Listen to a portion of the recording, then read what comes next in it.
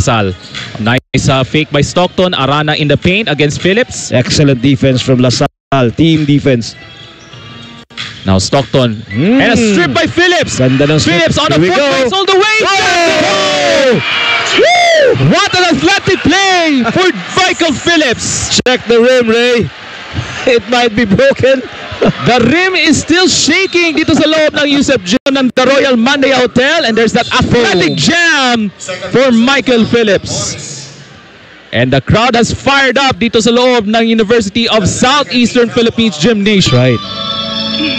Alex Stockton goes in the paint. That's a wild shot.